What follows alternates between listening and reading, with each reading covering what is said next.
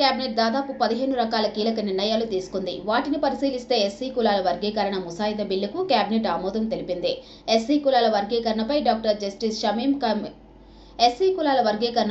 Justice Shameem Akhtar commission మార్చి 2న తమ రెండో నివేదికను ప్రభుత్వానికి ఇచ్చింది. ఫిబ్రవరి 3న కమిషన్ ఇచ్చిన మొదటి నివేదికలో చేసిన సిఫారసులకు ఎలాంటి మార్పులు చేర్పులు లేకుండా యథాతథంగా ధృవీకరించింది. వివిధ వర్గాల నుంచి వచ్చిన 71 విజ్ఞప్తులను రెండో విడతల కమిషన్ పరిశీలించింది. కమిషన్ ఇచ్చిన నివేదికలోని అంశాలపై కేబినెట్లో చర్చ జరిగింది. న్యాయపరమైన చిక్కులు లేకుండా న్యాయ నిపుణుల సలహాతో బిల్లు ముసాయిదాకు తుది మెరుగులు దిద్దాలని ముఖ్యమంత్రి అధికారులను ఆదేశించారు.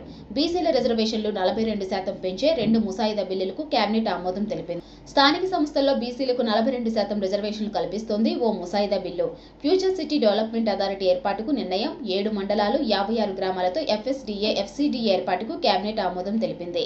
హెచ్ఎండీఏ పరిధిని రీజనల్ రింగ్ రోడ్డు వరకు విస్తరించాలనే ప్రతిపాదనను కేబినెట్ ఆమోదించింది.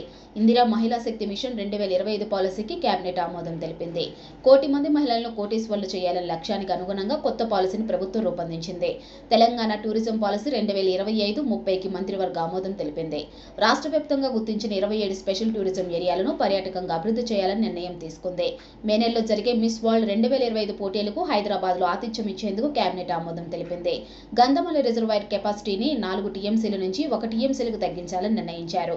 కొత్త రెవెన్యూ డివిజన్లు, కొత్త మండలాల్లో 361 పోస్టులకు ప్రభుత్వం ఆమోదం తెలిపింది. పారా ఒలింపిక్స్ 2024 కాంస్య పథక విజేత దీప్తి జివాంజీకి ప్రభుత్వ ఉద్యోగం ఇచ్చేందుకు మంత్రివర్గం ఆమోదించింది.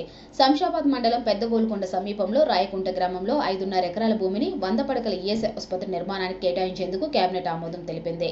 Telangana residential education institute society పరిధిలో 330 రెగ్యులర్ పోస్టులకు 165 అవుట్ సోర్సింగ్, మొత్తం 495 పోస్టులకు ఆమోదం తెలిపింది.